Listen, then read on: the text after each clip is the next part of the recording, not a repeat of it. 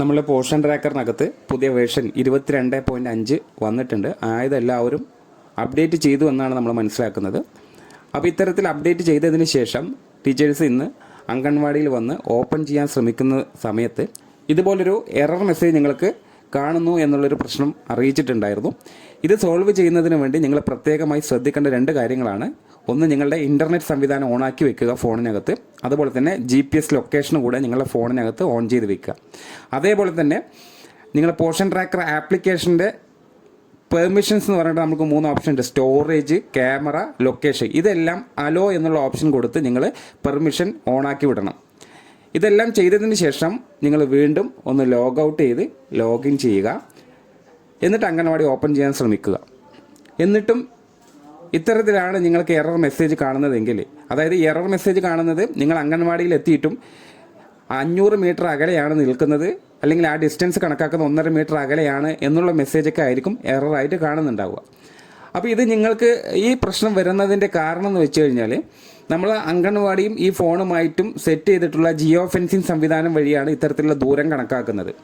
ഇപ്പോഴും നിങ്ങളുടെ portion tracker എന്ന് പറയുന്ന നമ്മളെ ഫോണ് പഴയ ദൂരമായിരിക്കും ചിലപ്പോൾ സെറ്റ് ചെയ്ത് വെച്ചിട്ടുണ്ടാവും. അതായത് പഴയ ദൂരം എന്ന് കണക്കാക്കുന്നത്, ഇന്നലെ നിങ്ങൾ 3:30 മണി കഴിഞ്ഞ് അംഗൻവാടിയിൽ നിന്ന് പുറത്തിറങ്ങി ചിലപ്പോൾ നിങ്ങൾ ഭവന സന്ദർശനം നടത്തുന്നുണ്ടാവും, അല്ലെങ്കിൽ വീട്ടിലേക്കായിരിക്കും പോയിട്ടുണ്ടാവുക. ആ സമയങ്ങളിൽ നിങ്ങൾ ലോഗൗട്ട് ചെയ്യുന്നില്ല. അത്രയും ദൂരം കണക്കാക്കി ആ പ്രീ ഡേറ്റിലുള്ള കാര്യങ്ങളാണ് അവിടെ ഓൾറെഡി സെറ്റ് ചെയ്ത് വെച്ചിട്ടുണ്ടാവുക. അതാണ് ആ ദൂരം 1.5 കിലോമീറ്ററും 2 കിലോമീറ്ററും കൂടുതലൊക്കെ ആയിട്ട് അവിടെ ഇപ്പോഴും കാണുന്നത്. നമ്മൾ പോർഷൻ ട്രാക്കർ എന്ന് പറയുന്ന ഒരു ആപ്ലിക്കേഷൻ റീഫ്രഷ് ചെയ്തെടുക്കണം. അതിന് നിങ്ങൾ ലോഗൗട്ട് ലോഗിൻ ചെയ്യണം.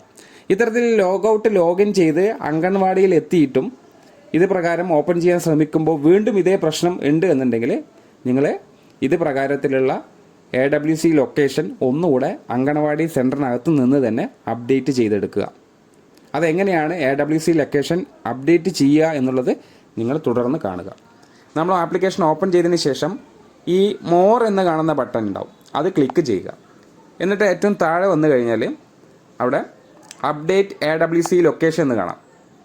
ഈ അപ്ഡേറ്റ് AWC ലൊക്കേഷൻ എന്ന് കാണുന്ന ഭാഗത്ത് അപ്ഡേറ്റ് എന്ന് കാണും. ഇത് അംഗൻവാടിയിൽ നിന്നുകൊണ്ടായിരിക്കണം നിങ്ങൾ ഈ ലൊക്കേഷൻ അപ്ഡേറ്റ് ചെയ്തെടുക്കേണ്ടത്.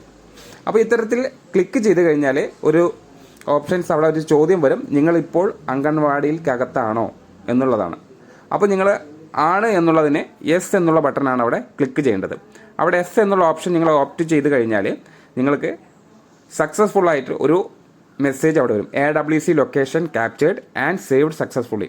ഇപ്പോൾ നിങ്ങളുടെ പോർഷൻ ട്രാക്കറിനകത്ത് നിങ്ങളുടെ അംഗൻവാടിയുടെ ലൊക്കേഷൻ മാപ്പ് ചെയ്ത് കഴിഞ്ഞിരിക്കുന്നു എന്നുള്ളൊരു മെസ്സേജാണ് അവിടെ വന്നിട്ടുണ്ട്. അവിടെ ഓക്കെ കൊടുത്തു കഴിഞ്ഞ് ഇനി അങ്ങോട്ട് നിങ്ങൾക്ക് നിങ്ങളുടെ അംഗൻവാടി സെൻറ്റർ ഓപ്പൺ ചെയ്യാൻ സാധിക്കും. അപ്പോൾ ഇതൊന്ന് നിങ്ങൾ ട്രൈ ചെയ്ത് നോക്കുക. താങ്ക്